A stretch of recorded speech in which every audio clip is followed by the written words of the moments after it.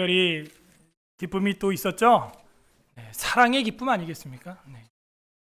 또 하나님의 섭리 가운데 오늘 룻기를 보면서 그 사랑의 섭리, 하나님의 사랑의 역사의 방식, 또 이런 것도 엿볼 수 있는 또 좋은 기회가 되었습니다. 다음 주는요, 무슨 명절이죠? 맥주 감사주일입니다. 우리가 모든 절기 앞에 전주에 성경 낭독회를 하고 있죠. 그러므로 오늘은 맥주 감사절 기념 룻기 성경 통독회가 되겠습니다. 오늘은 장수가 그리 많지 않기 때문에 천천히 드라마 바이블로 좀 곱씹으면서 분위기를 파악해 가면서 읽을 수 있는 좋은 시간입니다. 두꺼운 책들은 우리가 속도로 빠르게 해서 볼 수밖에 없는데 오늘은 그렇지 않다. 여유 있게 볼 수 있다는 거죠. 오전에는 물세례와 불세례라는 제목으로 마태복음 3장의 하나님 말씀을 선포했고, 오후에는 우리가 기독교 강요 진행을 잠시 멈추고 맥주감사 주일을 한 주 앞두고 하나님 말씀 낭독회를 하려고 합니다. 우리 앞뒤 좌우로 한번 성도들에게 인사하도록 하겠습니다. 영적인 열매를 맺읍시다. 시작. 영적인 열매를 맺읍시다. 상반기가 마무리되면서 벌써 추수가 된 게 있는데 그게 바로 보리예요. 저도 서울에 살 땐 잘 몰랐는데 그 김포 시골 외곽 쪽에 강화도 초입에 살다 보니까는 보리가 익었다라는 게 어떤 건지 실제로 5년 전에 처음 봤고, 이 보리가 한 5월 말만 돼도요 다 추수가 끝납니다. 추수합니다.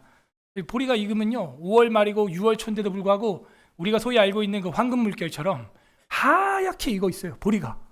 그래서 와, 이렇게 빨리 익는 곡식도 있구나. 심었을 때는 다 초록색이었거든요, 분명히 그것도. 그래서 그거를 걷어내고 나서 이모작을 하는 그런 논밭을 많이 보게 됩니다. 오늘은 우리가 이 맥주 감사할 때 맥이라고 하는 것은 보리 맥자입니다. 음료수 중에 맥콜 이런 거 있죠. 그 통일교에서 만든 거, 이단들이 만든 건데, 보리로 만든 콜라 맛 해가지고 이제 맥콜 하는 거죠, 그죠? 그래서 이 맥자가 들어가는 것은 이 보리 맥자를 쓰고 있는 겁니다. 오늘은 추수 시작할 때라는 제목으로 이 룻기 사경의 낭독회, 성경 통독회 진행을 하려고 합니다. 여러분, 룻기 하면요, 이 어느 시절의 책인가, 이거 먼저 우리가 잘 파악을 해야겠죠. 이 룻기라고 하는 책은요 사사시대의 책이다라는 것을 우리가 파악을 할 수가 있습니다. 1장 1절에 벌써 그게 나와 있기도 하죠. 그래서 룻기를 대략적으로 우리가 좀 인트로덕션을 하고 한 장 한 장 보려고 합니다. 책 제목부터 읽어보세요. 시작. 루트 이렇게 되죠. 근데 모음이 사실은 없기 때문에 레우트라고 읽어도 되겠죠. 라우트도 되겠고 루트도 되겠고, 모음이라고 하는 것은 마소라 학자들이 마소라 사본에다가 나중에 넣기 때문에 사실은 자음만 우리가 읽는다면 사실은 루트나 레우트나 다 되는 거예요. 그래서 이 룻기의 어근에 대해서 학자들이 정확하지가 않습니다. 이게 무슨 뜻이지? 또 이방 여자이기도 하고 하기 때문에 모압의 언어로서 이거를 연구하지 않으면 또 쉽지 않고, 가나안 언어로서 우리가 이걸 연구를 하게 되면 레우트라는 말이 이 여자친구 이런 뜻이 있어요. 그래서 이 레우트, 루트가 이 친구, 우정 이런 뜻이 있고, 어떤 사전에는 회복 이런 뜻을 가지고 있습니다. 그 보아스의 여자친구, 보아스와의 정말 우정을 나눌 수 있는 짝꿍, 영원한 짝꿍이죠. 그게 바로 룻이 되는 거예요. 룻. 재밌죠? 그래서 그 책 이름 자체가 그렇구나. 그래서 이 책은요 사사시대 태풍의 눈과도 같은 책입니다. 사사시대는 태풍이었죠. 이스라엘에 뭐가 없으므로 각기 자기의 소견에 옳은 대로 행한다. 한 장만 앞으로 넘어가면은 그 배경이 나와 있죠.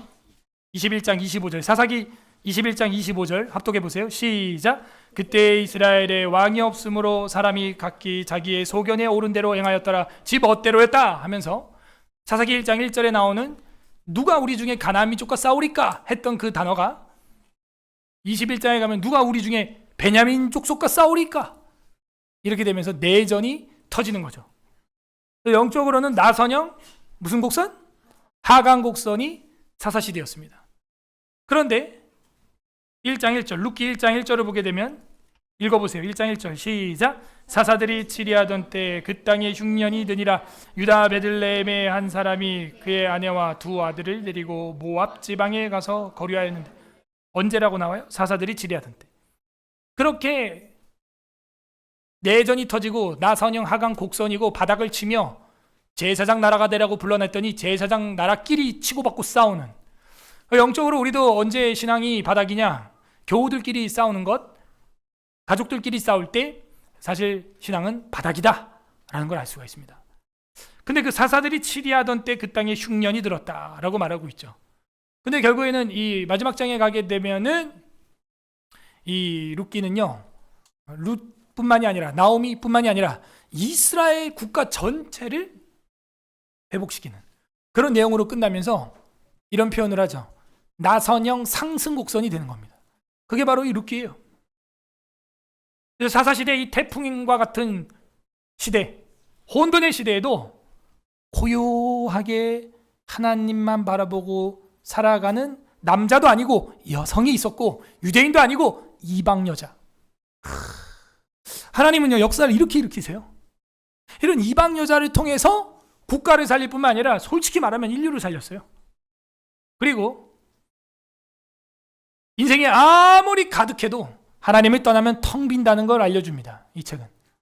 여러분, 인생이 넘칩니까? 가득합니까? 한 방에 갑니다. 한 방에. 그러면요, 텅 비어요. 우리가 읽게 되면은 알게 되겠지만, 내가 풍족히 나갔으나 주께서 나를 어떻게 했다? 비어서 돌아오게 하였다. 풍족하게 자기가 나갔다는 거예요. 그거를 이 나오미가 자기 입으로 고백을 함으로써 하나님 없는 풍요는 비참한 것이다. 하나님 없는 풍요는 비참한 것이다. 라는 것을 보여주고 있습니다. 21절, 여러분 오늘 그 본문으로 읽었잖아요. 1장 21절, 내가 풍족하게 나갔더니 여호와께서 내게 비어 돌아오게 하셨느니라. 여호와께서 나를 징벌하셨고 전능자가 나를 괴롭게 하셨거늘 너희가 어찌하여 나를 나오미라고 부르느냐. 나오미는 기쁘다라는 거거든요. 나오미라고 하지 말라 그러죠. 그 앞절에 20절에 마라라고 불러라. 쓰다 써. 쓴물로 불어라. 이런 거죠. 그래서 가득했던 삶이 텅 비어질 수 있다는 것을 보여주고 있습니다. 그리고 또 이 룻기 서론을 우리는 지금 하고 있습니다. 그래서 이 태풍 속에서도 안도감을 안겨주는 책. 세상이 아무리 혼돈스럽고 여러분 인생이 아무리 엉망진창이라고 하더라도 여호와 하나님을 바라보고 나온 이 이방 여자에게 또 하나님은 뭘 준다? 안식을 분명히 주신다. 또 이런 소망, 믿음이 있어요. 그래서 이 룻기는요, 이 사사기의 배경을 조금 뒤집어 줍니다. 뭐냐? 완벽히 멸망한 시대란 없다라는 걸 보여주는 거죠. 완벽히 멸망한 시대는 없어요. 대한민국을 보면서 여러분, 다 끝났다 그냥 그런 생각 들 때가 있죠. 그러나 바알에게 무릎 꿇지 않는 7,000명을 주님은 남겨두시고, 그리고 완전히 끝장난 것 같은 사사시대에도 태풍의 눈과 같은 고요한 현장에서 하나님은 그것도 이방 여자를 통하여 일을 하고 있다는 거예요. 그것도 그 여자가 무슨 뭐 이세벨 같은 왕비나 아달랴 같은 여왕이었냐, 뭐 여자 대통령이었냐, 그런 거 아니에요. 그냥 평범한 여자였어요. 평범한 여자의 능력. 따라서 평범한 여자의 능력. 근데 이 여자는 평범하지도 않았어요. 남편도 죽었고요, 시아버지도 죽었어요. 완전 생 과부입니다. 평범한 여자인데 하나님이 이 여자를 쓴다는 거예요. 그것도 이방 여자를. 이런 걸 제가 늘 얘기하지만 영적인 나비 효과다. 이 여인은 그냥 자기 살림살이를 했어요. 밥을 하기 위하여 보리를 주워서 빻아서 쪄서 볶아서 그냥 먹었어요. 그게 다예요. 집에서 빨래하고 밥하는 우리 서울예사라교회 자매님들, 아멘? 대체로 남자들이 하는 것 같습니다. 저희 교회는. 그래서 내가 밥하고 빨래하고 하면서 청소하면서도 내가 밥순이야 막 이러면 안 되고요. 내가 룻이야 이러고 하는 거죠. 내가 영적인 나비 효과를 일으키고 있다 하면서 빨래를 말리고 널고. 청소기를 돌리면서 말이죠. 내 남편이 보아스야 막 이러면서. 믿음이 있어야 돼요. 믿음이. 내가 빨래 언제까지? 야, 밥 그냥 너네가 알아서 차려 먹어. 그냥 때려쳐 뭐. 그냥 라면 끓여 먹어. 먹을 수도 있겠죠 가끔.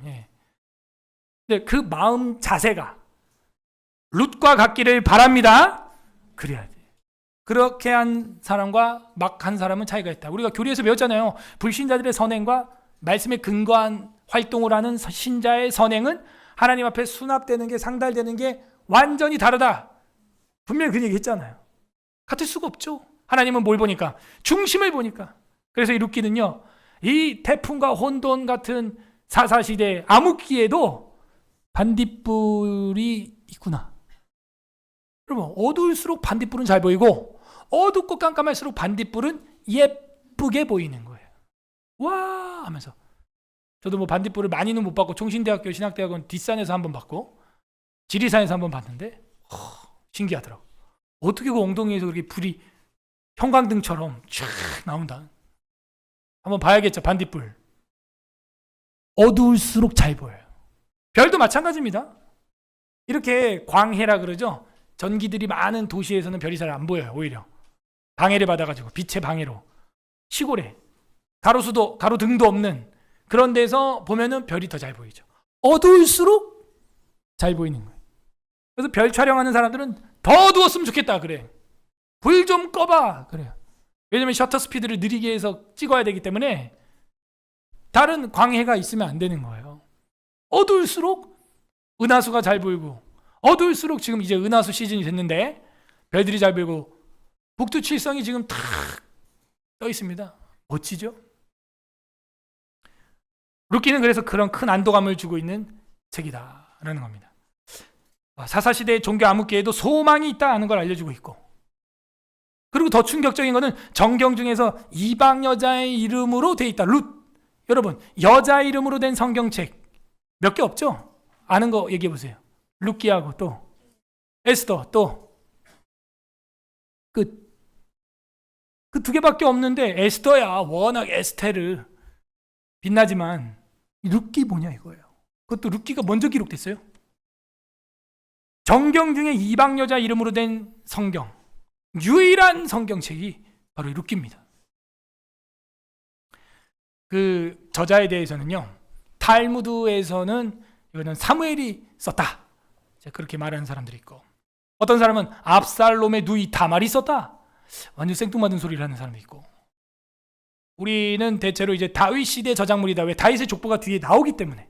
다윗 시대의 왕 다윗을 연구하다 보니까 이 사람이 어느 집안 사람이냐?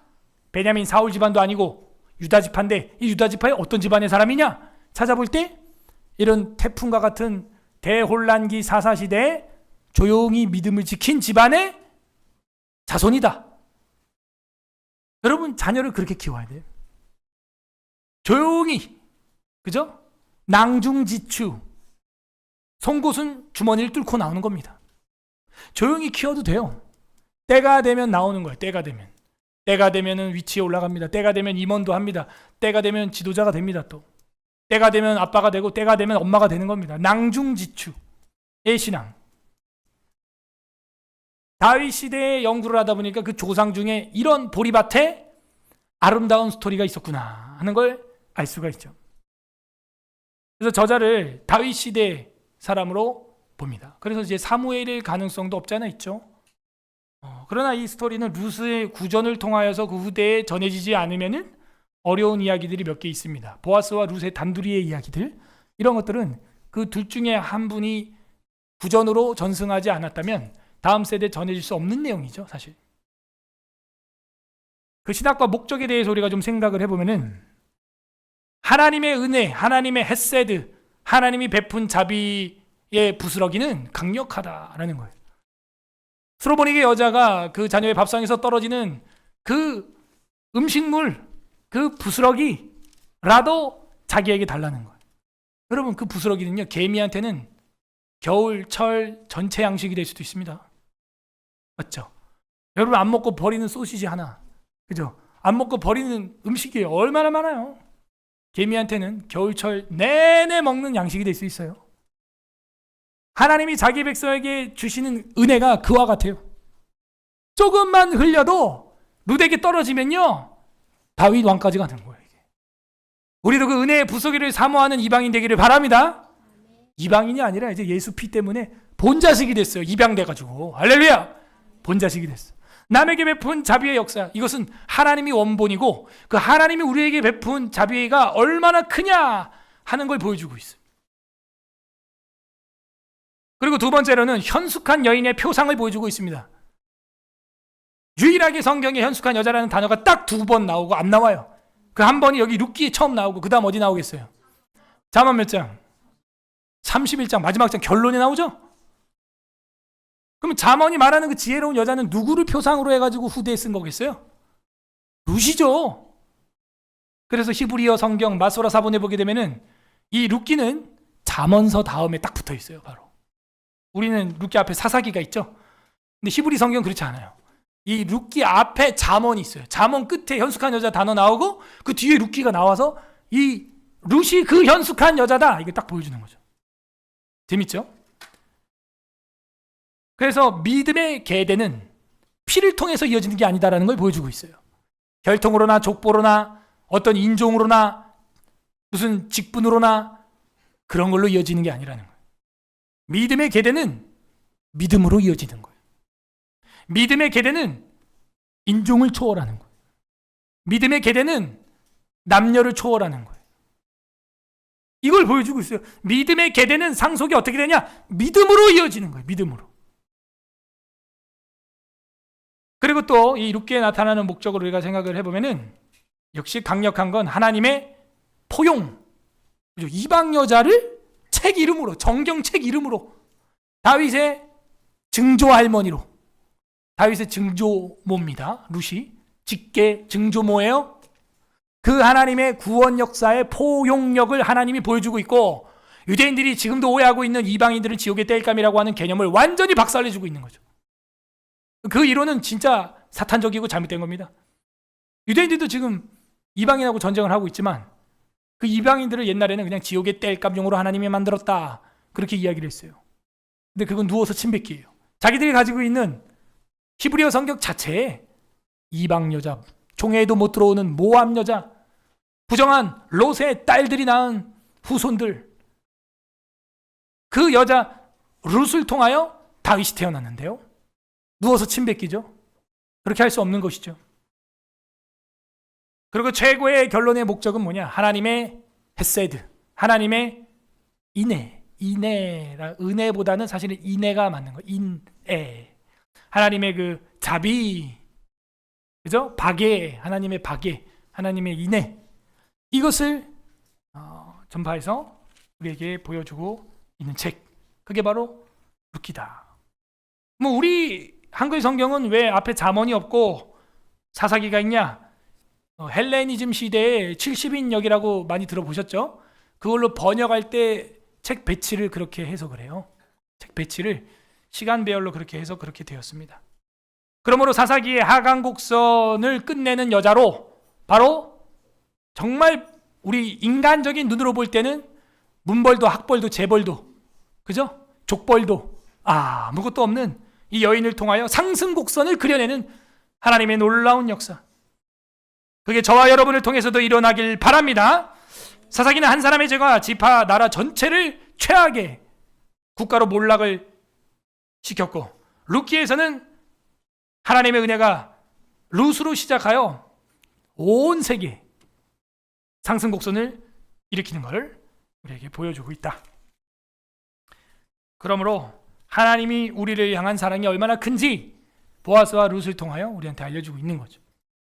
그래서 이 레우트라고 하는 게 영적으로 보면 하나님이 우리를 레우트로 봐주는 거죠. 우리를 여자친구로, 애인처럼. 근데 이 신학이 맞아요. 나중에 대선지서에 가면 내가 너희 남편이거늘 너희는 내게로 오지 않았다, 너희가 내 아내가 아니냐, 그 부부의 관념을 계속해서 선지서의 이 뒤에 사용을 합니다. 자, 이 정도 하면은 룻기 배경을 알게 됐어요. 근데 오늘 왜 이걸 보냐 이거예요. 다음 주 명절이 맥추절이죠. 그런데 이 유대인들은요 무길로트라 그래가지고 다섯 두루마리라고 하는 게 있어요. 그 무길로트 다섯 두루마리를 다섯 절기에 읽게 되어 있습니다. 그래서 그들은 유월절에 아가서를 읽습니다. 유월절에 아가서를 읽어요. 그리고 77절에 룻기를 읽습니다. 77절에 룻기를 읽는다고? 77절이 뭐예요? 77이 49 오순절쯤이 되겠죠. 그리고 그들에게는 그때가 맥추절 정도가 돼요. 사실은 다음 주 우리가 맥추절을 보내는 거는 우리 대한민국 보리추수 때에 맞춘 겁니다. 이게 맞춘 거예요. 우리한테 한국식으로 바꾼 겁니다. 불임절에는 에스더를 읽습니다. 불임절에 에스더를 읽는 것은 에스더 안에서 불임절의 유래가 나오기 때문이죠. 초막절에는 전도서를 읽습니다. 연말의 가장 큰 명절이기 때문에 인생 말년을 생각하라 하는 의미가 있겠죠. 그리고 예루살렘 멸망일이 5월 9일인데 그 예루살렘 함락된 멸망일 5월 9일에는 예레미야 애가를 읽게 되어 있습니다. 그 중에서 제가 이렇게 살펴볼 때 77절의 룻기를 읽는 것은 굉장히 의미가 있다 그런 생각이 들었어요. 77절에 맥추절이고 오순절이면서 그들에게도 맥추절인데 우리 상반기를 마무리하면서 열매에 대해서 우리가 오전에도 들었는데 이 의미를 생각하면서 룻기를 보자. 왜? 오늘 읽었던 본문에 보게 되면은 뭐가 나옵니까? 22절 둘째 줄에 룻과 함께 돌아왔는데 그들이 뭐 시작할 때 돌아왔대요? 밑줄. 보리 추수 시작할 때 베들레헴에 이르렀다. 이렇게 되어 있어요. 그래서 이제 육체적으로 양식이 회복된 거죠. 왜냐하면 1장 1절에 먹을 게 없어 흉년이 걸렸다 그랬는데 그 장이 끝나기 전에 회복을 벌써 보여주고 있는 하나님의 모습을 볼 수 있죠. 그래서 육체적인 회복을 보여준과 동시에 어떤 일이 일어나냐? 이 영적인 국가 재건립이 일어나면서 영적인 회복도 보여주고 있구나 라는 걸 알 수가 있습니다. 그래서 이 단순한 어떤 입에 풀칠하기 위해서 보리 주워 먹었다는 걸 보여주기 위한 보리 추수 시작할 때가 아니라 제가 보는 룻기의 관점은 하나님이 징계가 거두어지고 하나님께서 이런 경건한 구루터기 같은 자기 백성 알곡 같은 백성을 통하여 나라를 일으키는구나 하는 걸 보여주고 있는 것이죠. 그 룻기 전체 구조를 보게 되면 한 세 군데 정도로 이렇게 나눠봤습니다. 서론, 본론, 결론. 서론은 1장, 본론은 2, 3장, 결론은 4장. 그렇게 한 세 가지 정도로 끊어서 읽겠습니다. 제가 서론 이야기를 1장 이야기를 좀 하고 1장 읽고 드라마 바이블로 그 다음에 2장 3장 본론 설명을 좀 하고 신학적 의미를 찾고 그리고 2장 3장 통독을 하고 4장 결론 제가 또 강의를 하고 그 다음에 4장 통독 그렇게 해서 오늘 룻기 낭독회를 마무리를 하려고 합니다. 그러므로 신약시대 우리에게 맥추절은 어떤 의미가 있는가? 서울 에스라교회와 한국교회 맥추절은 어떤 의미가 있는가? 생각해봐야 돼요. 근데 어떤 개혁주의 교회를 한다는 목사도 오늘 무슨 우리가 맥추절을 왜 지키냐? 추수감사절 왜 지키냐? 농경사회도 아닌데 이런 말들을 너무 쉽게 하면서 다 교회를 비방하고 자기 교회의 우월주의에 빠지게 하여 성도들을 끌어모으려고 하는 그런 악한 심성을 저는 몇 번 봤습니다. 여러분이 아무리 4차 산업과 AI 시대에 살아도 입에 들어가는 거는 핸드폰이에요? 비빔밥이에요? 노트북으로 국 끓여 먹어요? 우거지로 국 끓여 먹어요? 우거지 국 먹는 거예요. 왜 그걸 몰라요? 아무리 AI가 발달하고 해도요 우리 입에 들어오는 거는요 쌀이 들어와야 되는 거고 배추가 들어와야 되는 거예요. 무가 들어와야 되고요. 그걸 모릅니까? 그래서 먹을 게 있으면 맥추 그리고 추수 감사를 하는 것은 지극히 저는 정상이다 그런 생각을 합니다. 그리고 절기는 그 민족이 뭐라 그랬어요? 정체성. 그러면 감사 절기가 없으면 그 민족은 정체성이 없는 거예요. 감사가 우리의 정체성이에요. 신약 시대에 우리가 맥추절을 지킨다는 것은 어떤 의미가 있습니까? 단순히 문자적으로 보리를 먹었다 그걸 보여주는 게 아니잖아요. 오늘 룻기가 보여주는 그 서곡을 여러분은 들어야 되는 거예요. 1장 1절에 흉년이 들었다 그랬죠.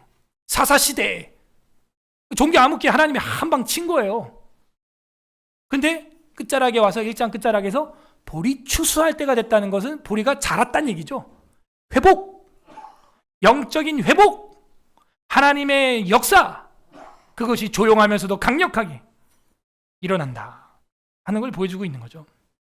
그러므로 우리는 이 맥추절을 어떻게 감사의 의미로, 영적인 회복이기 때문에 감사의 의미로 하나님 앞에 올려 드려야 되는 것이죠. 그래서 현대교회는요, 이 맥추감사주의를 상반기 동안 베푸신 하나님의 은혜에 대한 감사로, 그리고 단순히 무슨 농사에 대한 감사를 뛰어넘어서 영적인 의미도 있어요. 그게 뭡니까? 요한계시록에 보게 되면요, 이 낫을 들어 곡식을 베어라, 곡식이 익었다 이러죠. 그리고 베었더니 어떻게 됐어요? 불신자들은 그 말굴레 통에 들어가가지고 짓밟히게 돼서 포도주 통에 들어가서 포도알이 막 툭툭 터지는 것처럼 불신자의 머리가 터지고, 신자들은 알곡으로 싹 걷어져가지고 불이 섞인 유리바다 건너편에 가 있는 거 혹시 기억나십니까? 그거죠, 사경회 때. 영적인 의미가 뭐예요? 결국에는 이 단순히 보리를 우리가 씹어 먹었다가 아니라 주께서 자신의 알곡들을 추수하여 성도의 변화된 삶에 대한 감사, 그리고 나서는 뭘 보여주는 거예요? 그 감사가 넘쳐서 헤세드가 이 교회로부터, 여러분 개인과 가정으로부터 옆 사람에게, 불신자들에게, 지인들에게 그 베풀지 않아도 되는 자비, 그게 헤세드예요. 안 해도 되는 거예요. 그 베풀지 않아도 되는 자비를 베풀어서 이 복음이 확장되게 하라, 영적인 나비 효과가 일어나게 하라 하는 거예요. 이게 현대교회에 적용할 수 있는 맥추절의 의미다라고 저는 생각을 합니다. 그러므로 이 오늘 읽었던 본문 1장 22절에 나오는 보리추수 시작할 때 베들레헴에 이르렀다 하는 거, 의미가 있죠. 자, 1장 1절에 보세요. 사사들이 치리하던 때에 흉년이 드니라 유다 베들레헴의 한 사람이 그 아내와 두 아들을 데리고 모압 지방으로 갔다, 이렇게 되어 있어요. 사사들이 치리하던 때에 그 땅에 흉년이 드니라 유다 베들레헴입니다. 그러면은 사사들이 치리하던 때 선한 때예요, 악한 때예요? 악한 때 흉년이 들었다. 이거는 복이에요, 징계예요? 징계죠. 그럼 징계 회초리 돼 하고 맞을 때 학생은 어떤 자세를 취해야 할까요? 1번 도망간다, 2번 묵묵히 맞는다, 3번 덤빈다. 정답은 묵묵히 맞고 잘못했습니다. 이러면 때리는, 훈계하는 부모님 어떻게 하는 거예요? 내려놓게 되는 거죠. 근데 도망가거나 문을 잠가버리거나, 문 열어, 너 이 문 열리면 오늘 최하 사망이야, 막 이러고 엄마한테 덤벼? 그러면 이제 아빠까지 출동해요. 그거 아세요? 여기도 꼬마들 보면요, 엄마 말 진짜 안 들어. 특히 막내들, 셋째 넷째 막내들. 그러다가 아빠한테 얘기한다 이러잖아요. 갑자기 긴장이 탁 되면서 제가 잘못했습니다. 너 아빠 이따 오신다 그러는데 아버지 엄마 말씀드릴게, 목사님이. 그래가지고 오셨길래 저기 드릴 말씀이 있는데요 했더니 뭐 옆에서 벌써 다 말했습니다. 사죄 다 하고. 그리고 아버지에 대한 경외심, 그게 다 있어요. 그래서 이 흉년이 들었을 때는요, 매를 맞을 때는요, 도망가거나 덤비거나 반항하거나 그러면 안 되는데, 지금 어디로 도망갔어요? 베들레헴에 있던 사람이 모압 지방으로 갔다, 이렇게 돼 있죠. 그럼 이거 더 맞겠어요? 덜 맞겠어요? 더 맞겠네라고 여러분은 예측을 하셨고, 정확히 성경 그렇게 돼요. 성경 그렇게 읽어야 되는 거예요. 다음 절이 예측이 되게, 예측될 정도로. 근데 어떤 사람은 다 읽어도 모르는 사람이 있고, 여러분처럼 한 절만 읽어도 다음에 어떻게 진행되겠구나 예측하는 사람이 있어요. 베들레헴 뜻이 뭐예요? 베트, 집이죠. 레헴, 빵이에요. 빵집에 어떻게 흉년이 들어요? 이 동네는 무조건 이게 잘 되는 동네거든요. 사과 하면 어디? 배 하면 어디? 곶감 하면 어디? 한라봉 하면 어디? 빵 하면 어디? 그렇지. 그래서 나중에 예수님이 어느 땅에 오세요? 베들레헴에 온다고 우리가 마태복음의 2장에서 지난주에 공부했잖아요. 다 연결되는 거예요, 이게. 근데 제 가정에는 빵이 떨어지면 안 되죠. 우리 집에는 빵이 떨어질 수 있어요. 여러분 집에도 빵이 떨어질 수 있는데 제 가정에 빵이 떨어지면 이건 말이 안 되는 징계예요. 이 나라에 정말 큰 흉년이구나. 그죠? 그러면 가만히 있어야 되는데 이게 또 모압 지방으로 도망을 갔다. 근데 우리는 더 부정적으로 이야기가 진행될 걸 예측했어요. 2절에 보게 되면 그 사람의 이름은 엘리멜렉이요, 그 아내의 이름은 나오미요, 그는 두 아들이 있었어요. 그 이름은 말론과 기련이니 유다 베들레헴 에브랏 사람들이었더라. 에브라 사람들이었더라. 그게 이 1장의 이야기입니다. 베들레헴 에브라 사람이라고 정확히 기록되어 있고 메시아가 태어나는 게 이 베들레헴 에브라십니다. 아주 작은 동네죠. 모압 지방으로 근데 이 사람들은 도망을 갔다 이렇게 돼 있어요. 그때 3절에 나오미의 남편 엘리멜렉이 죽고 나오미와 그 두 아들이 남았다. 이 엘리멜렉이 나온 지 3절 만에 죽었어요. 여러분 이 엘리멜렉 뜻이 뭐냐면 엘 하는 거 하나님이죠. 리 is 멜렉 왕 king 이런 얘기예요. 그럼 이거는 무슨 얘기냐? My God is king. 나의 하나님은 왕이다 이런 뜻이에요. 이름은 멋있어. 이름은 뭐 예람이 뭐 하람이 예찬이 뭐 이름은 뭐 끝내줍니다. 근데 하는 짓은 도망가. 그러면요 이렇게 죽는 거예요. 엘리멜렉이 죽고 이 집안은 부자였습니다. 그래서 풍족하게 나갔다 그랬지 아까. 그러면 풍족한 사람이요 왜 도망을 가게 돼 있냐면은 유대 율법에 의하면은 흉년이나 기근이 들었을 때 부자는 어떻게 해야 돼요? 흩어서 구제해야 되게 돼 있습니다. 그게 싫은 거야. 그래갖고 이민 가버렸어. 지금 우리나라도요 상위 부자들이 지금 이민 간 건이 2,400건이 넘었어요. 지금 올해 정부 바뀌고 2,400건 뉴스에 나왔습니다. 이 나라에서는 기업 못한다 이거야. 이제 당분간 해외로 다 빠져나갔어요. 어쨌든 이 사람은 나가면 안 됐던 사람입니다. 흩어 구제해야 되는데 그렇게 나갔어요. 3절 만에 죽었어요. 자, 그러면 여러분이 나오미예요? 그러면 어떻게 해야겠어요? 남편이 죽었어요. 어떤 생각이 들어요? 그냥 늙어서 병들어 죽은 거지 뭐 우연히 그런 거예요? 아니죠. 그래서 어떻게 해요? 돌아가야죠. 근데 돌아가지 않습니다. 4절에 보게 되면 그들이 모압 여자 중에서 그의 아내를 맞이하였는데 하나의 이름은 오르바고 그 하나의 이름은 루시였다. 그리고 거기 몇 년 있었대요? 그들이 거기 거주한 지 10년. 그러면 이거는 뭘 보여주는 거냐면 그래 10년 동안 잘 살았나 보네. 그걸 말하는 게 아니고요. 하나님이 몇 년 참았어요? 10년이면 강산이 변한다는 속담이 있어요. 하나님이 강산이 변할 만큼 참았다는 거예요. 우리 하나님 이런 분이에요. 참았어. 참을 만큼 참았어. 근데 안 되죠. 5절 말론과 기련 두 사람이 다 죽고 왜 죽었는지 안 보여주는 것은요 아버지랑 똑같다 이거예요. 그래서 성경은요 같은 내용은요 그냥 빨리빨리 넘어가요. 그게 열왕기 상하서를 보게 되면 여러분 알게 됩니다. 악한 왕들의 이름은 그냥 빨리빨리 넘어가. 그냥 길게 얘기 안 합니다. 똑같은 왕들의 이름은 그냥 빨리빨리 넘어가. 하는 짓이 여로보암과 같았더라. 여로보암과 같았더라.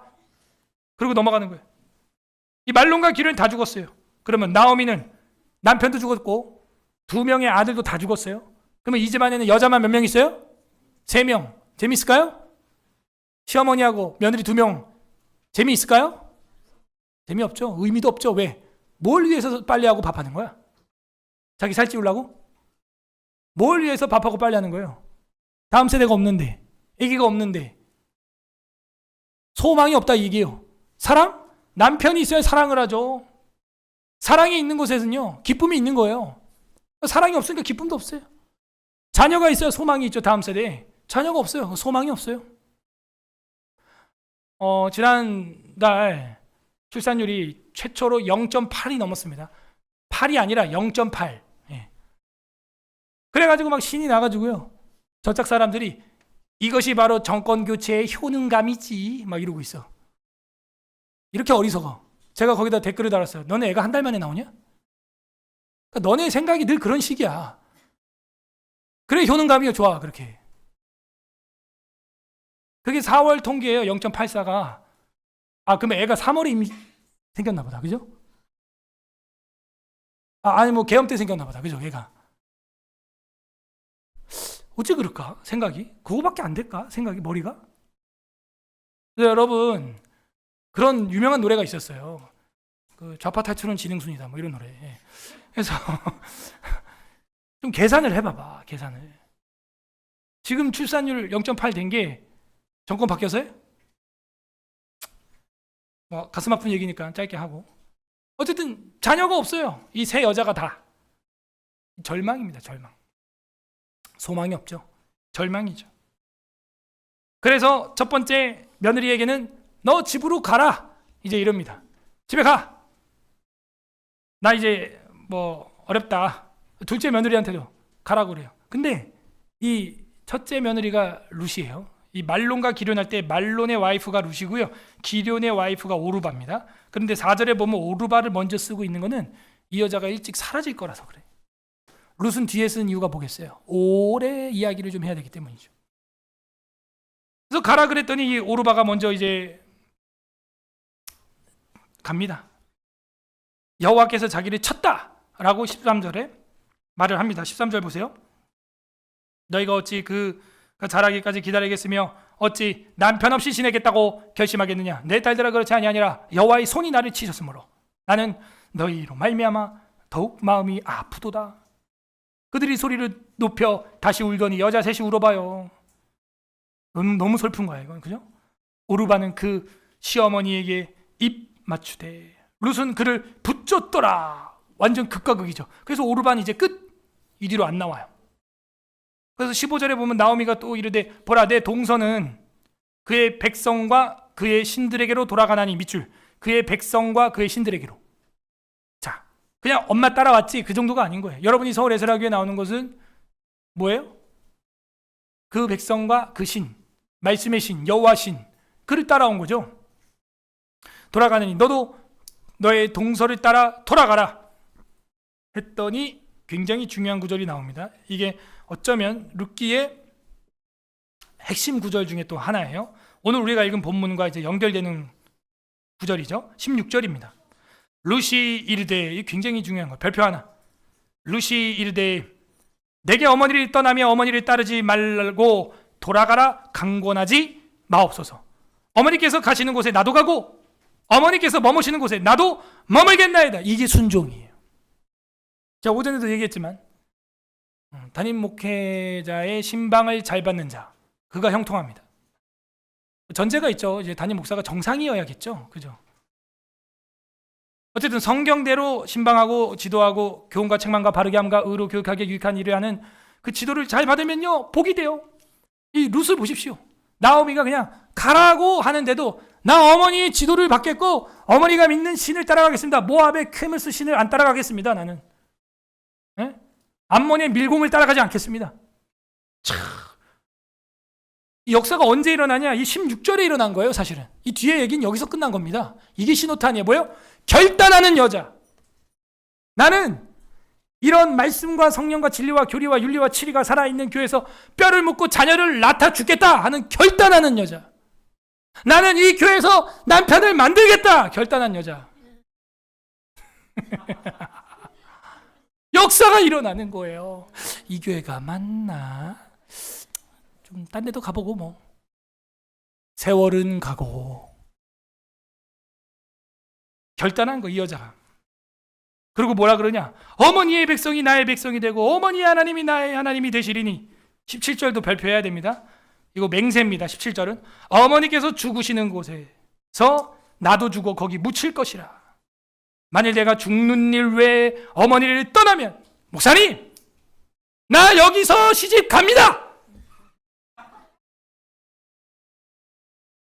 내가 죽는 일 외에 목사님을 떠나면 여호와께서 내게 벌을 내리시고 더 내리시기를 원하나이다 하는지라 하면 목사의 눈이 어떻게 될까요?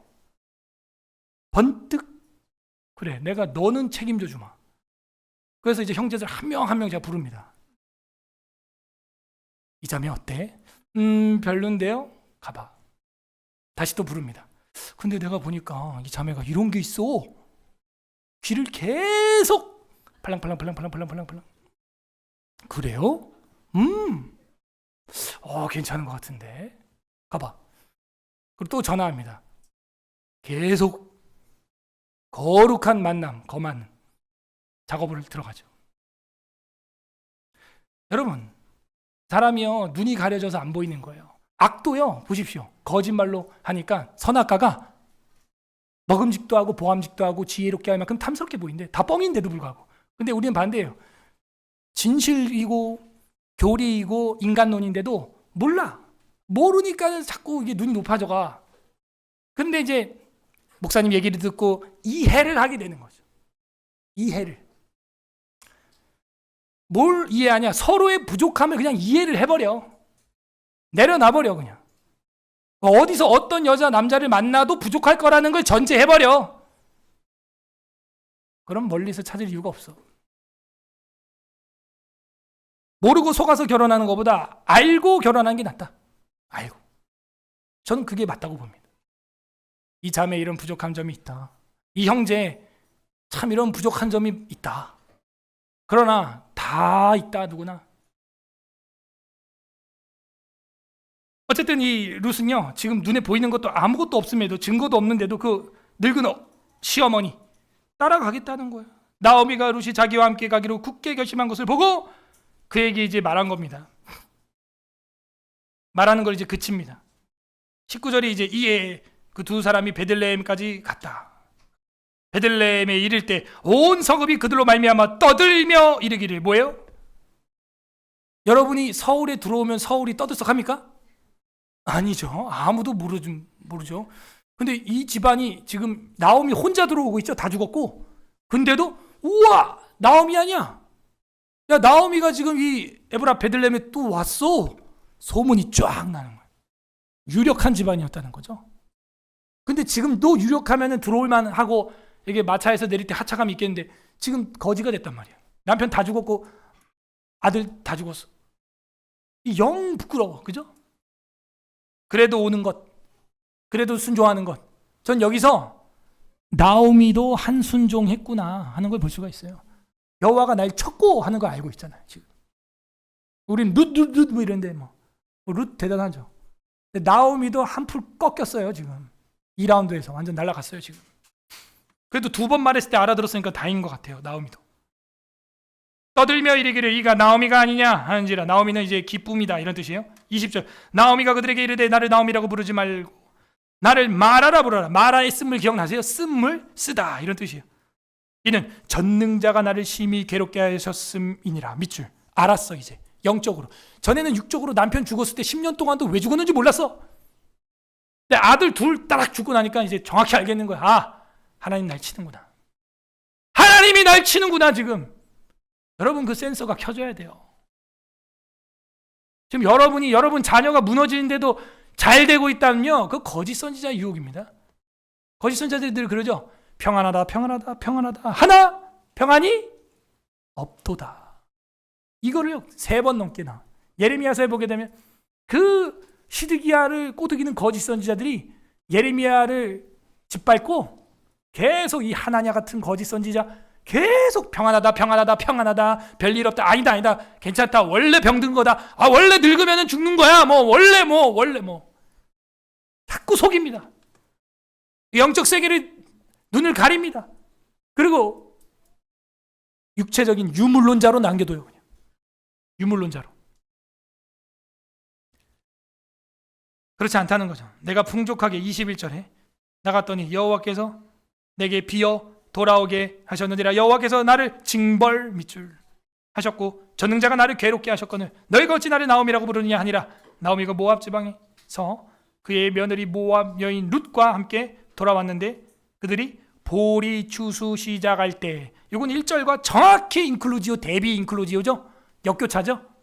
1절에는 분명히 흉년이었어요. 근데 여기는 보리 추수라는 말을 풍성히 씀으로써 희망과 회복이 일어날 것을 보여주고 있고, 그 사이에는 이런 엄청난 신앙의 고백, 순종의 결단, 맹세가 있었다는 거죠. 맹세가.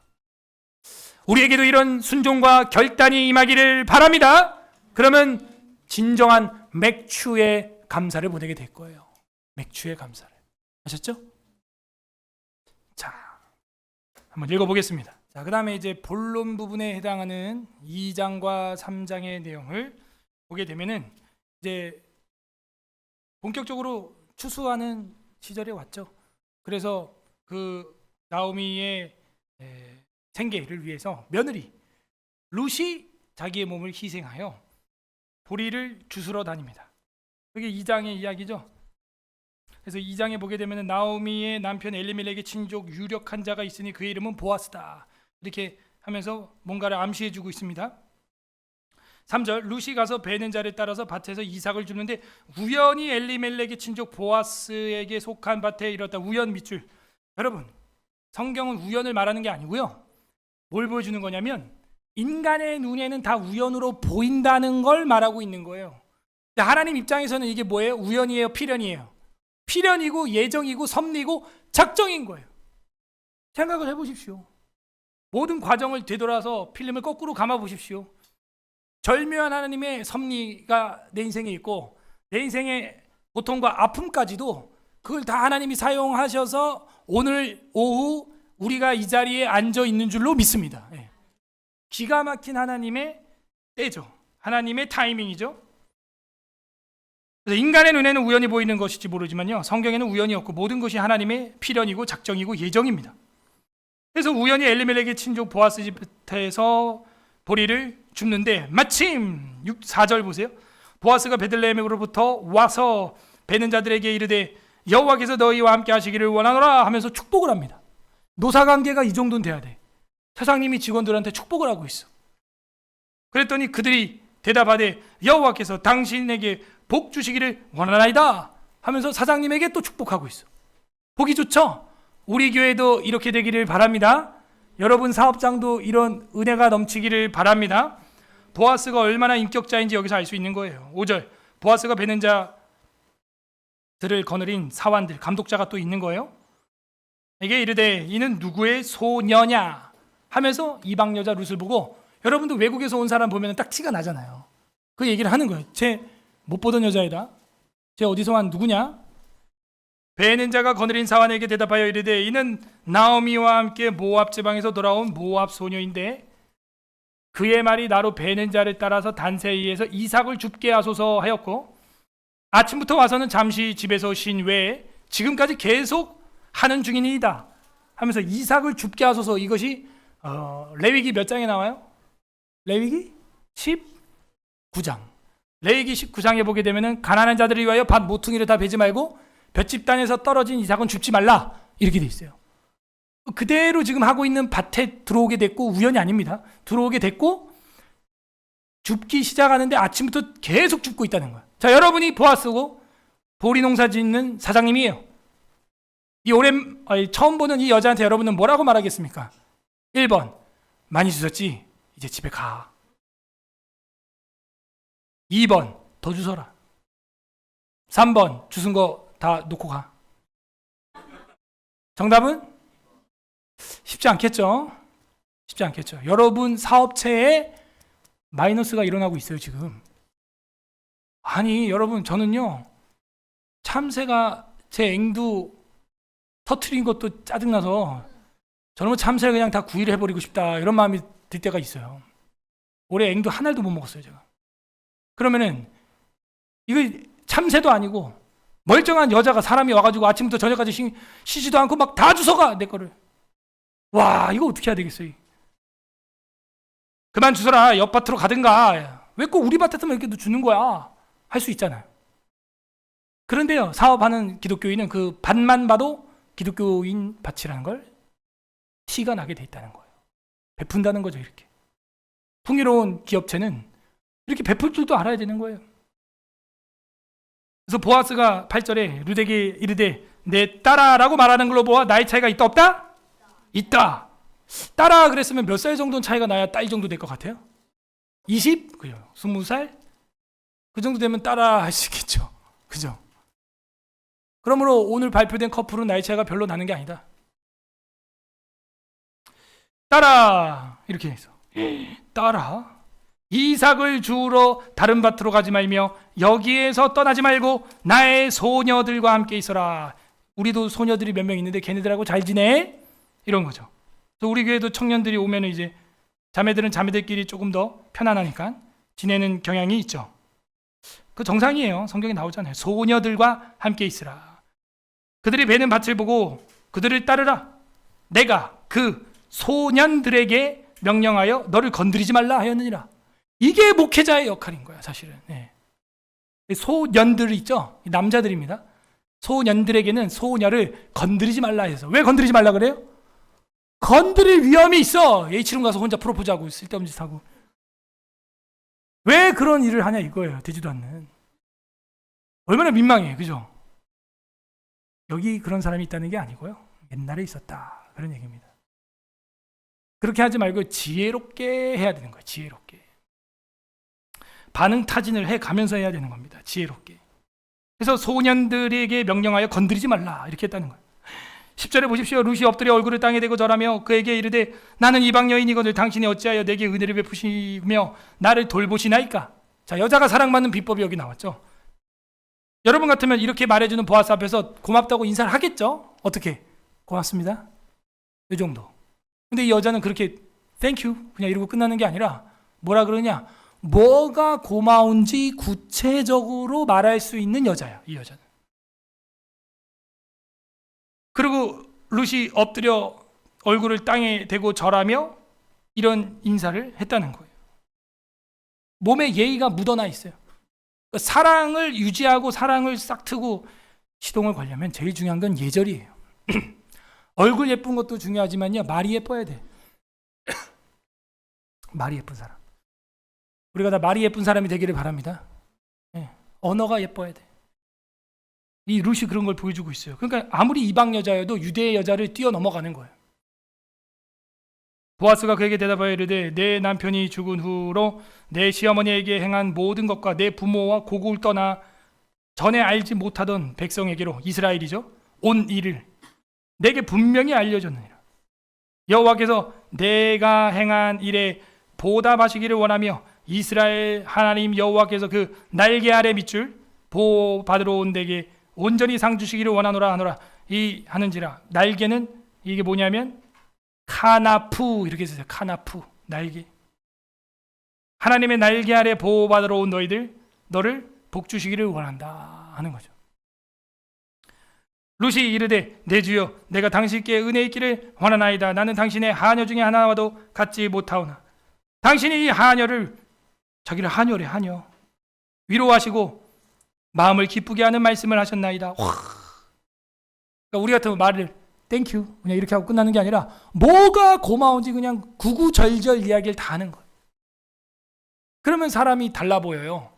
보아스 눈이 바뀌는 거예요. 이 소녀 봐라, 다르네. 식사할 때 보아스가 룻에게 이르되 이리로 와서 떡을 먹으며 내 떡 조각을 초에 찍으라. 잼이죠. 하므로 룻이 곡식 빼는 자 곁에 앉자니 그가 볶은 곡식을 주매 룻이 배불리 먹고 남았더라. 풍성해요. 사랑은 이렇게 주고 싶은 거죠. 룻이 이삭을 주우러 일어날 때 보아스가 자기 소년들에게 명령하여 이르기를 그에게 곡식 단 사이에서 줍게 하고 주워가게 책망하지 말며. 책망을 하는 게 통상이죠. 고만 주워 하는 게. 근데 책망하지 말래요. 또 그를 위하여 곡식 다발을 조금씩 뽑아버려서 그에게 줍게 하고 꾸짖지 말라. 곡식 흘린 것만 주워가는 게 법인데 다발을 뽑아버리래 그냥. 그러면요, 이 아르바이트 하는 이 일꾼들이 짐이 가벼워지려고 통째로 그냥 다 버려버려. 그냥. 가져가. 다발로 버리랬어 주인이 그냥. 아따 가볍다. 그리고 많이 버리는 남자 뒤를 따라가겠어요? 조금 버리는 남자 뒤를 따라가겠어요? 그렇지.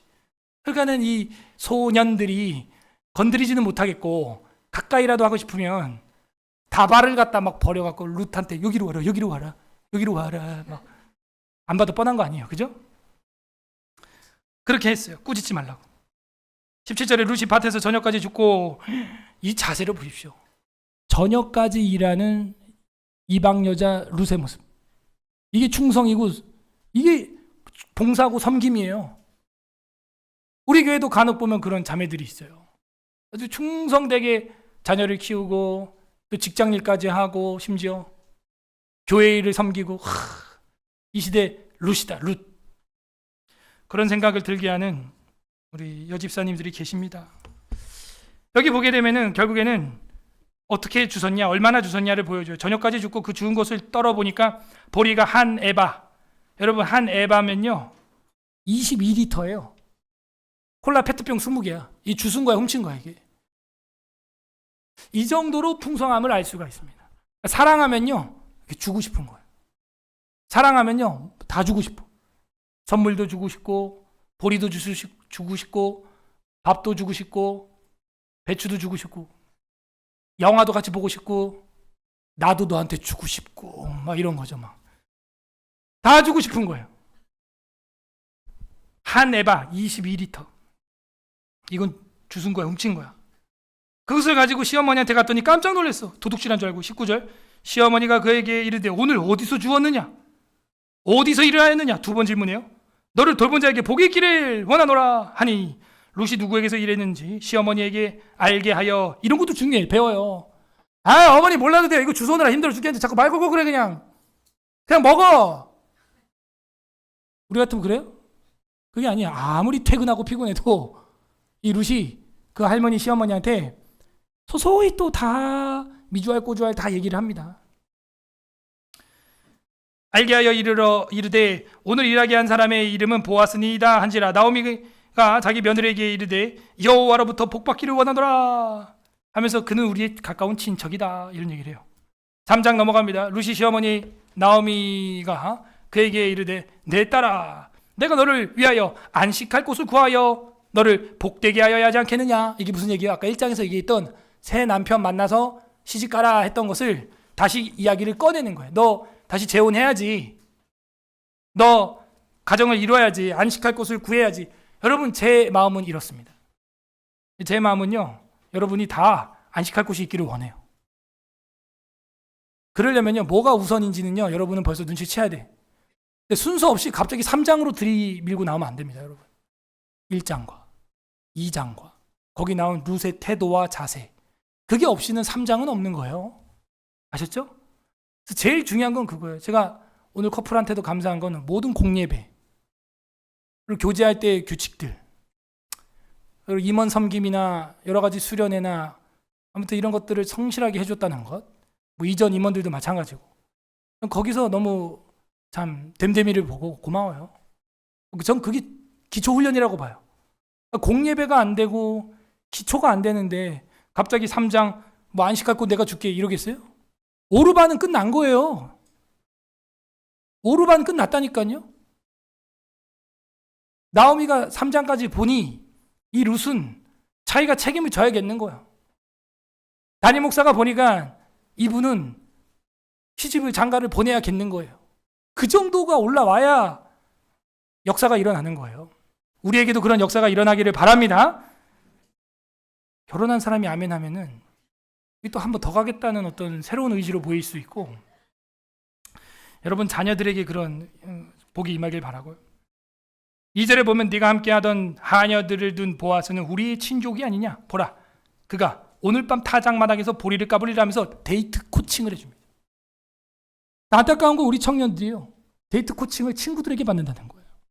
그 친구는 시집도 장가도 안 갔는데, 그리고 자기들끼리 깔깔거리고 좋다고 박수치고 내나 헤어지면 동족의식을 느끼고 또 같이 또 둘이 놀러 다니고 이런다는 거죠.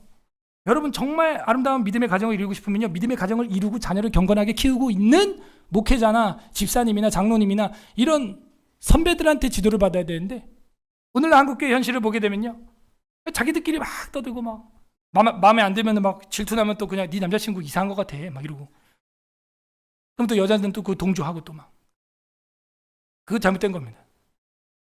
누가 지금 데이트 코치를 해주는지 여기 3장에서 성경이 보여주고 있잖아요. 그죠? 지도를 받아야 돼요. 객관적으로 또는 영적으로. 타작마당에 가 추수할 때 그때가 기분이 제일 좋을 때다.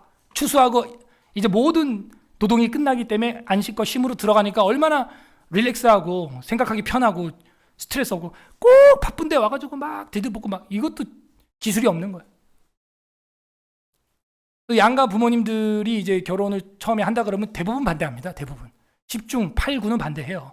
그냥 결혼할게요 이랬는데 해라 이런 부모는요, 뭐 10중에 1, 2밖에 없어요. 그러면 이제 청년들이 저랑 상담을 합니다. 어느 순간이 저희 어머니 아버지에게 이거를 말할 적기인가, 계속 상담을 실시간으로 전투 전략하듯이 이때 요 말을 해라, 이 말 하지 마. 그걸 제가 감독을 다 해요. 그래야 됩니다. 그래도 될까 말까요, 어쩌면. 청년들끼리 맨날 해봐. 그거 아무것도 안 돼. 죽도 밥도 안 됩니다. 실제로 그렇게 제가 대부분 청년들을 코칭을 그렇게 해왔어요. 실시간으로. 막 오밤중에도 새벽에도 막 실시간으로. 그래야 돼요. 어른들 마음 어른이 아니까. 그래서 이 나오미가 그런 얘기를 하는 거예요. 그때 가야 된다. 알겠지? 그리고 너 왜 이렇게 꾀죄지? 그렇게 아무리 그 보리 죽고 다닌다 그래도 그렇게 꽃꽂이처럼 하고 다니면 안 돼. 3절. 그런즉 너는 목욕하고 오늘 오전에 세례. 그죠? 깨끗한 거 좋아해요. 깨끗한 거. 목욕 좀 해라. 목욕하고 기름을 바르고 뭐예요? 오늘날로 하면 로션 그게 다 기름이에요. 기름 고체 기름이에요. 그게. 그래도 이 집안이 옛날에 한 가닥 했던 집안 아닙니까? 베들레헴에서 유명한 집안이라고. 그러면 거지가 망해도 3대가 먹고 산다는데 집에 로션이 있을 거 아니야, 그죠? 그리고 의복을 입고, 야 우리가 아무리 망했지만 옛날에 입었던 거 그 루이비통 샤넬 그 있지? 그럴 땐 한번 입어. 딱 얘기가 나오는 거야. 샤넬 넘버 5 좀 뿌리고 말이야. 의복을 입고 타작마당에 내려가서 그 사람이 먹고 마시기 다 하기까지는 그에게 보이지 마. 그때 나가면 너 망하는 거야. 알았어? 찬스까지 알려주는 거야. 딱 그때 보이지 마. 그때 말하는 거 아니야? 그리고 언제 그렇게 딱 준비하고 있다가 4절에 그가 누울 때 이제 잠들 때죠. 너는 그가 눕는 곳을 잘 봐야 돼. 밭이 너무 넓어. 어느 타작 창고에 들어가는지 네가 잘 봐야 된다. 그 눕는 곳을 알았다가 들어가서 그에게 또 옆에 안녕하세요 이러고 눕지 말고. 정말 싫어. 그러면 안 되고 눕는 곳을 알았다가 발 쪽에 이불을 들고 거기에 누워서 숨어 있어 일단. 그가 너한테 할 일을 너한테 알려줄 거야. 와. 여러분 어른들 간파력이 이 정도야. 그 엄마가 너한테 이렇게 반응할 거야. 까지도 다 알아. 그 남자가 너한테 이렇게 반응할 거야. 너 엄마한테 그런 식으로 카톡 날리면 너 끝나. 그렇게 하는 거 아니야. 제가 그렇게 코치해 줍니다. 연애 코치까지 다. 그래서 요때 탁 안타를 날려야 된다. 홈런을 쳐야 된다. 타이밍이 있는 거예요. 타이밍이. 그죠? 그랬더니 여러분 같으면 어떻게 하겠어요? 어머니 짜증나게 지금 하지 마 그런 거 좀. 제가 알아서 할게요 그냥. 그지? 너 남자친구하고 손 잡았니? 어디 가서 뭐 스파게티 먹었어? 자꾸 묻지 마. 짜장면 먹든 스파게티 먹든 내가 알아서 하지. 이 집은 끝난 거예요. 이 딸은 끝난 거예요. 행복한 결혼생활 하기 힘들어. 뭐 어떻게 해야 되냐? 엄마 오늘 남자친구랑 짜장면 먹었는데 내 얼굴에 짜장 묻었다고 남자친구가 닦아줬다? 좋았겠다 막 이러면서 그렇게 친구처럼 딸의 연애 이야기를 행복하게 할 수 있는 엄마 아빠. 이 집이 잘 되는 집이야. 지금 그 집을 여러분은 보고 있습니다. 보고 있어요. 아까 뭐 이거 어디서 주워왔냐? 한 에바쯤 떨었더라. 야 너 기름 발라라, 옷 입어라, 샤워해라, 목욕해라, 언제 고백해라. 타이밍까지 다를. 그것도 친엄마가 아니야. 시엄마예요. 시월드. 이 정도 돼야 돼요. 그러면 이 딸은요 그냥 대로예요. 탄탄대로입니다. 그랬더니 룻의 반응은요, 시어머니 그러지 마요. 그게 아니라 5절 다 같이 읽어봐요. 우리 자매들, 청년 자매들 크게 더 3장 5절 다 같이 합독합니다. 시작. 룻이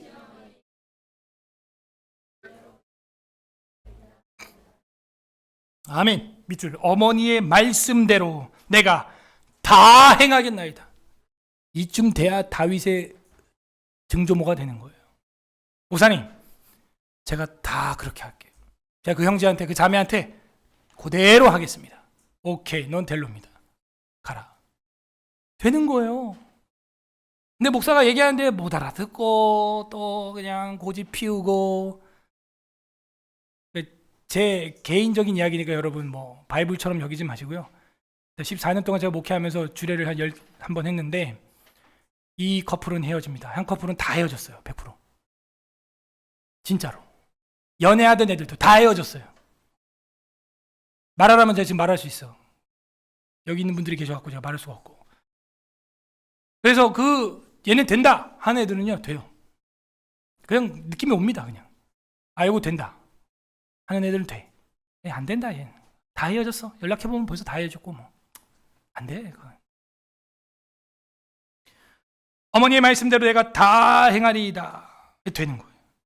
그래갖고 뒤에는요 똑같아요. 그 말씀대로 한 거를 그냥 다 썼어요. 그가 다장마도로 내려가서 시어머니의 명령대로 목욕하고 그거 다 하고 뭐 샤넬 넘버 5 뿌리고 막 가가지고 누워 있고, 보아스가 먹고 마실 때 마음이 즐거워서 곡식단의 더미의 끝에 눕는지라 룻이 가만히 가서 그 발치 이불에 들어가 거기 누웠더라. 그거를 그대로 100% 순종했다 하는 걸 성경은 쓰고 있는 거예요. 옆에 놓을 수도 있고 갑자기 까꿍 하고 나타날 수도 있잖아요. 근데 룻이 그런 식으로 안 했다는 거예요. 정확히 치밀하게 했다는 거예요. 치밀하게 정확한 순종.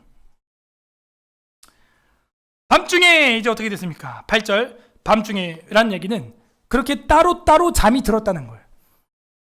보아스가 추수 끝나고 밤중에 그가 놀라 몸을 돌이켜 본즉 한 여인이 자기 발치에 누워있는지라. 깜짝 놀라 발에 뭐가 물컹물컹하길래 깨봤더니 여자가 갑자기 일어나서 안녕하세요? 와! 밤중에요. 아무도 없는 줄 알고 거실에 나갔다가도 아내가 의자에 가만히 앉아있으면 귀신 온 줄 알고 쓰러져요. 너는 누구냐? 막 이러면서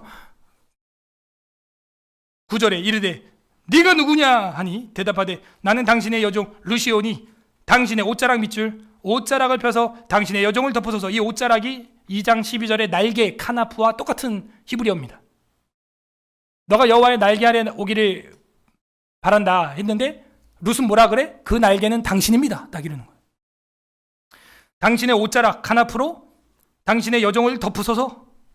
옛날에는 우리나라도 한복이 옷자락이 넓었죠. 날개처럼. 카나프. 그 말은 뭐예요? 자기를 안아주세요 이 얘기죠.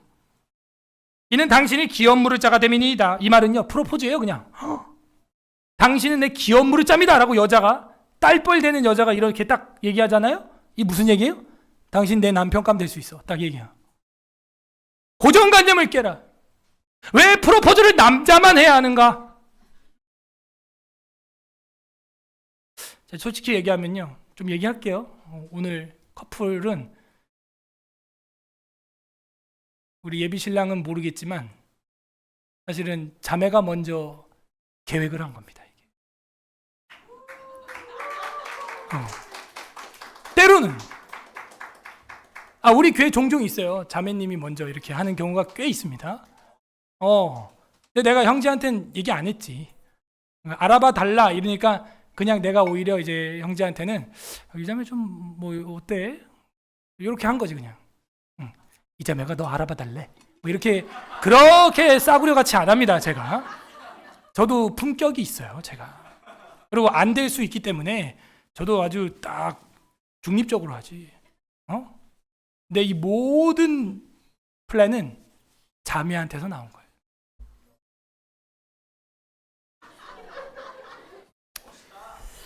자매들 여기서 배워야 됩니다. 그리고 우리의 예비 신부는 이 룻기를 공부한 거예요 저랑. 뭐 어디서 오토바이가 지나가는 줄 알았어 난. 뭐 이야.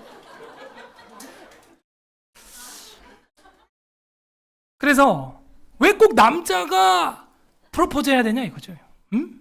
여기 봐 여자가 당신은 기업 무릇자가 태민이다.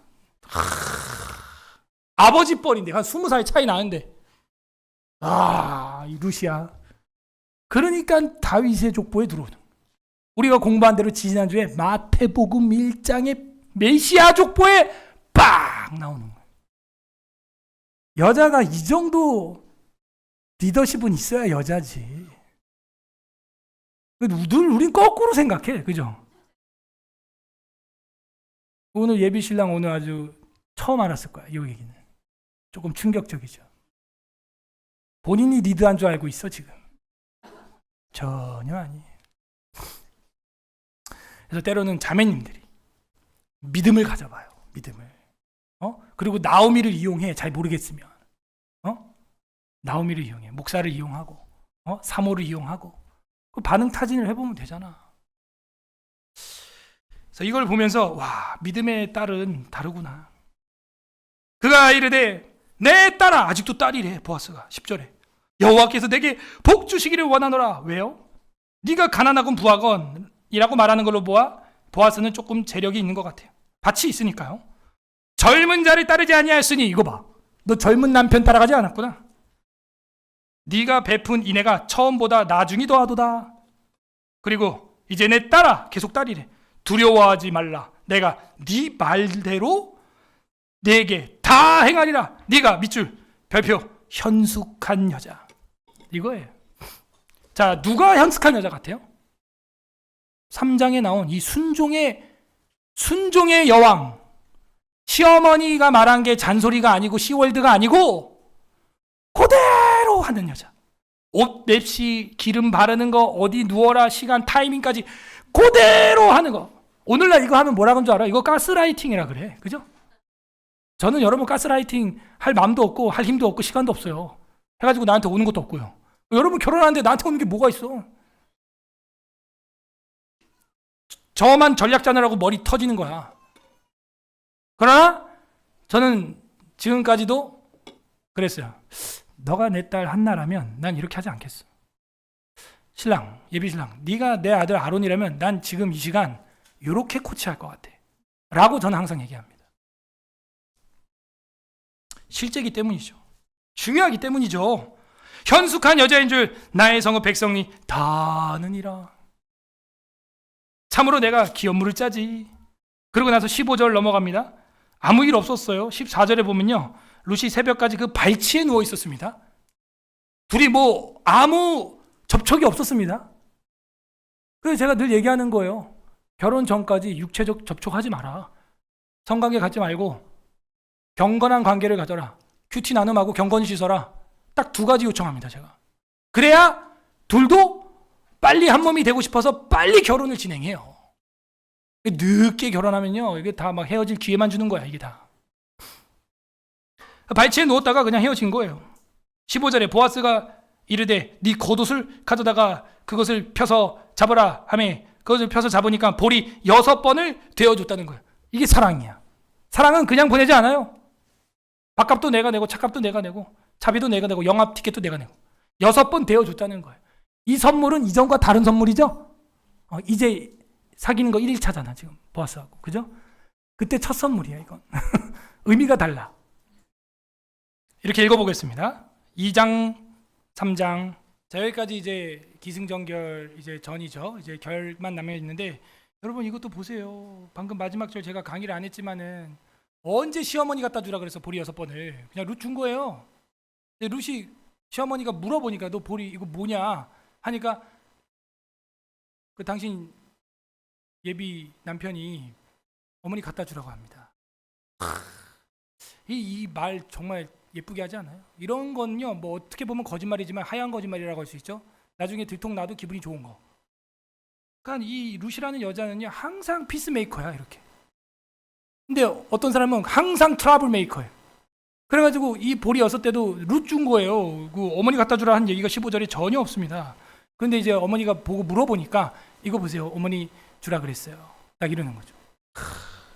시어머니한테. 그래서 이 일이 완료될 때까지 그 보아스는 쉬지 않을 거다라는 믿음이 있어요.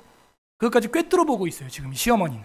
그게 이제 마지막 결론 4장에서 우리가 보게 되죠.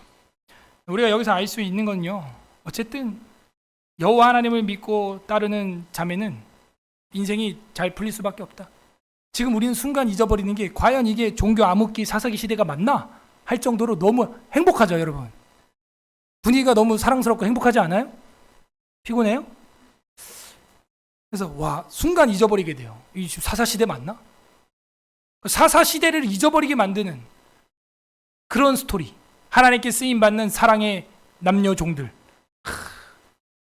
지금 대한민국이 국가 현실이 암흑기 같은 시대라고 할지라도 여러분 낭망하지 마시길 바랍니다.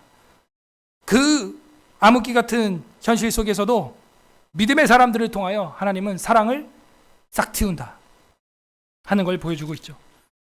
그래서 이 4장에서는요, 이제 그 가까운 친척이 하나 있었는데 4장 1절에 보면 셋째 줄에 아무개어라고 나와요. 이름이 아무개어예요. 이 아무개어가 이게 이름이 아니고요, 그냥 이름이 실명이 거론이 안 된 거예요. 그러니까 이렇게 오르바처럼 지나가는 행인이 될 수도 있고 보아스처럼 룻처럼 믿음의 주인공이 될 수도 있는 거예요. 누가? 하나님의 말씀대로 그대로 행하는 자냐? 순종하는 자냐? 불순종하는 자냐? 사랑을 베푸는 헤세드가 있는 자냐? 자비가 없는 자냐가 하나님 나라의 기준이에요. 이 사람이 원래는 다윗의 증조부가 될 수 있었는데 아무개여 이리로 와서 여기 앉으라 하니 앉음에 보아스가 그 성읍 장로 10명을 청하여서 다른 당신은 여기 앉으라 하니 앉았습니다. 보아스가 기업 물을 자에게 이르되 모압 지방에서 돌아온 나오미가 우리 형제 엘리멜렉의 소유지를 팔려고 한다. 내가 여기 앉은 이들과 내 백성의 장로들 앞에서 그것을 사라. 고 내게 말하여 알게 하려 하였노라. 만일 내가 물으려면 물으려니와. 이 물으려면이라는 히브리어는 구하려면이 조금 더 다가와요. 구하려면 구하려니와. 네가 그거 구하지 아니하면은 나한테 말하라. 너 다음은 나요. 그 외에는 물을 자가 구할 자가 없다 하니 그가 이르되 내가 물으리라. 아무여가 한대요. 그러면 아무개어가 룻이랑 결혼해야 됩니다. 모르는 것 같아가지고 보아스가 설명을 더해줘요. 5절에 보아스가 이르되 네가 나오미 손에서 그 밭을 사는 날에 곧 죽은 자의 아내 모압 여인 룻에게서 사서 그 죽은 자의 기업을 밑줄 그의 이름으로 세워야 할지니라. 아무개어 네 재산이 되는 게 아니야. 그 땅은 그 엘리멜렉 재산으로 등기가 돼. 너 돈은 너가 쓰는 거지만 그게 우리 유대 자비법이야 라고 한번 설명을 해줬어요. 너가 돈만 쓰는 거야. 네 땅 되는 거 아니야. 그리고 그 애도 네 애가 되는 거 아니야. 그 룻을 통해 태어난 애기도 엘리멜렉 집안의 손주로 들어가는 거야. 오케이? 그 설명을 해줍니다. 그의 이름으로 되는 거야. 6절 그 기업 물을 자가 이르되 나는 내 기업에 손해가 있을까 하여 나를 위하여 물으지 못하노니 내가 물을 것을 네가 물으라. 나는 물으지 못하겠노라 하는지라. 옛적에 이스라엘 중에 모든 것을 물으거나 교환하는 일에 확정하는 길을 위하여 사람이 그 신발을 벗어가지고요 그 이웃에게 던져줍니다. 그게 이제 신명기 25장 5절에서 10절에 나와요. 근데 그냥 던져주지 않아요. 침 뱉어요. 그 신발에다 침을 퇴 뱉어가지고 너 이웃이 힘들어할 때 안 갚아주는 거 이렇게 하는 거야 하면서 탁 뺨을 때립니다. 그래서 그 집의 별명이 신벗긴 자의 집이 되는 거예요. 가족이 이웃이 친족이 어려울 때 너 안 도와줬어 하는 거죠. 이에 기업 물을 자가 보아스에게 이르되 네가 너를 위하여 사라 하고 그의 신발을 벗어주게 됩니다. 보아스가 장로들 증인들 앞에서 이걸 이야기하고 그 재산을 사게 되지요. 엘리멜렉의 집안의 재산을 속해주는 겁니다. 그리고 나서 결혼을 하게 됩니다. 결혼하게 되고 축복을 받게 되는데 11절에 보게 되면 셋째 줄에 라엘과 레아 두 사람, 이거는 이스라엘의 아내죠. 그러니까는 이스라엘 조상과 같은 집안이 되기를 바란다 하는 거고, 그 다음에 12절에 보게 되면 내 집의 둘째 줄에 내 집이 다말이 유다에게서 낳아준 베레스의 집과 같이 되게 하는 것은 이제 유다 지파가 되라 하는 것이죠. 유다 지파니까. 13절에 이에 보아스가 룻을 맞이하여 아내로 삼고 그에게 들어갔더니 이제 결혼해서 합방을 한 겁니다. 여호와께서 그에게 임신하게 하심으로. 자, 이런 걸 보면은 여호와께서 임신하게 하는 임신이 있고 아닌 게 있나 봐요. 그래서 말라기는 이렇게 말합니다.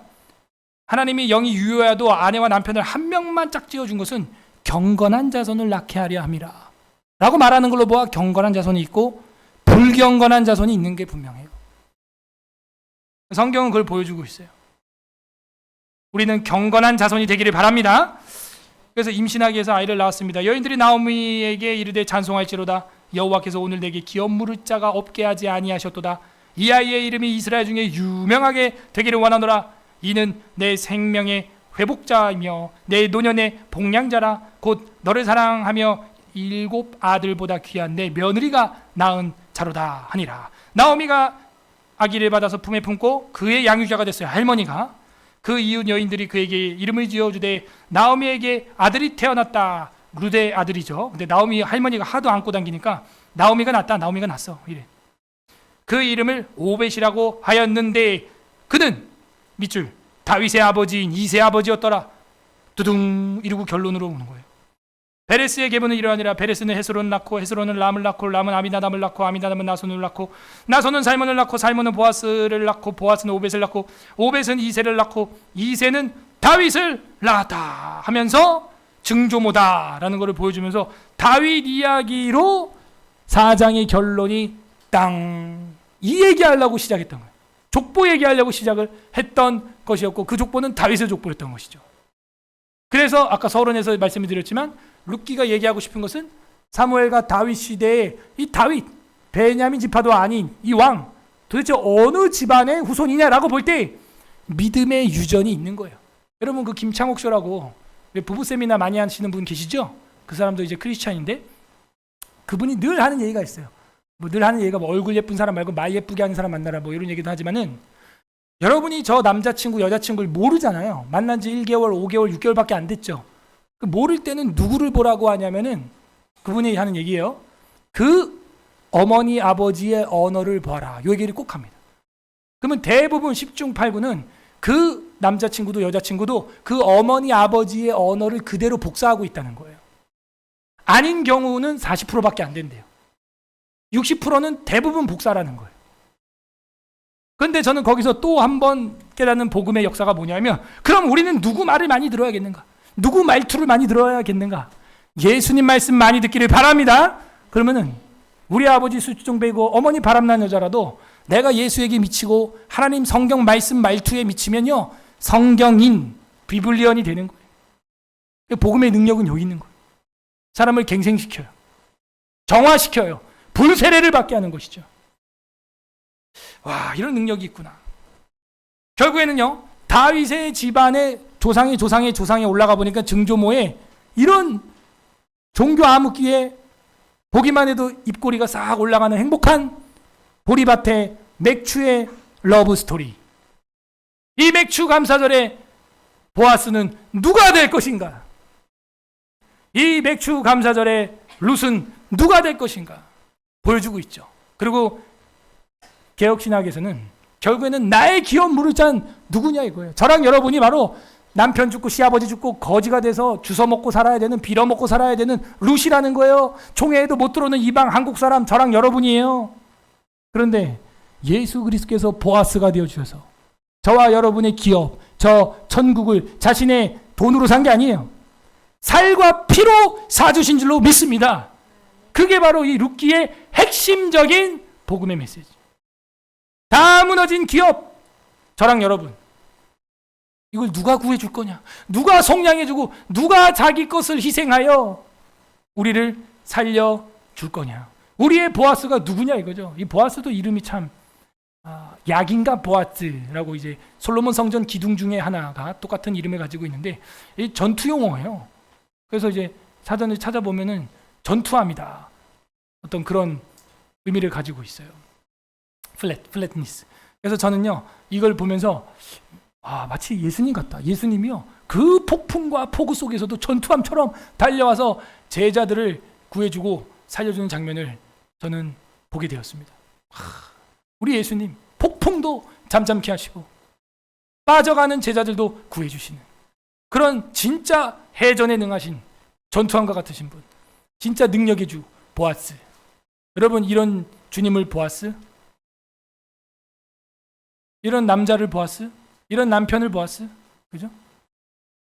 그래서 주님이 우리를 폭풍 속에서도 진짜 태풍과 같은 룻의 인생, 아마 우리 같으면 막 자살했을 거예요. 어쩌면. 아니면 인생 포기하고 그냥 멀리 가버릴 수도 있고요. 결코 포기하지 않아. 결단코 포기하지 않아. 그게 믿음이에요. 오르반은 포기했어요. 오르반. 아무개어도 포기했어요.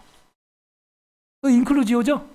포기한 여자가 1장에 나오고 포기한 남자가 4장에 나와요. 세상 남자 여자는 그렇게 오르반 내지는 아무개어로 끝납니다. Anybody, somebody, 그러고 끝나. 그죠? 그런데요, 성경에 기록되는 남자 여자는요, 누구냐? 바로 이렇게 순종으로, 믿음으로 살아가는 사람들. 갈라디아서 1장 4절 5절 읽고 마치겠습니다. 합독합니다. 시작. 그리스도께서 하나님 곧 우리 아버지의 뜻을 따라 이 악한 세대에서 우리를 건지시려고 우리 죄를 대속하기 위하여 자기 몸을 주셨으니 영광이 그에게 세세토록 있을지어다. 아멘. 영광이 그에게 세세토록 있는. 대속이라는 게 바로 그겁니다. 대신 값을 치르는 거예요. 자기한테 오는 거 아무것도 없어요. 그냥 사랑해서, 그냥 사랑해서. 집도, 그죠? 저도 처음에 결혼할 때 집 계약을 할 때요, 명의를 제 아내 이름으로 했습니다. 신혼 선물이야. 집문서 가져가. 아내 이름으로 대출을 했기 때문이죠. 저는 그때 신학생이었기 때문에 돈이 10원도 없었어요. 뭐 어쨌든 기분이라도, 뭐 계약서라도 아무튼 그렇게 한 것이죠. 네, 우리 주님은 그렇게 한 게 아니에요. 완전히 자기의 살과 피와 성령으로 영을 줘서 우리를 대속해 주셨다. 우리의 기업을 물어줄 자, 바로 예수님을 룻기에서는 예표해주고 있고, 이방 여자 룻은 저와 여러분이 대입이 되는 모습으로 보여주고 있는 겁니다. 4장 읽고 우리 기도하고 마치겠습니다. 아멘. 우리 말씀 생각하면서 이 시간 감사하는 기도하도록 하겠습니다. 주님, 보아스의 속량처럼 예수 그리스도께서 다 망해가는 우리의 영혼을 속량해 주신 그 은혜와 사랑에 감사드립니다. 감사기도 하시고요. 두 번째는 회개하기를 바랍니다. 한 사람의 죄가 이스라엘의 전쟁의 도가니로 들어가게 했던 사사기, 한 사람 룻의 의가 나라를 일으키고 국가를 세우는 평화의 상승곡선을 그려낸 이야기 봅니다. 주님, 나는 어떤 한 사람입니까? 한 사람으로 한 국가의 변화가 시작되는 겁니다. 한 사람의 행동이 얼마나 중요한지 보여주고 있습니다. 주님, 나는 이 교회에서 어떤 사람입니까? 이 국가에서, 가정에서 어떤 사람입니까? 회사에서, 학교에서 어떻게 행동했습니까?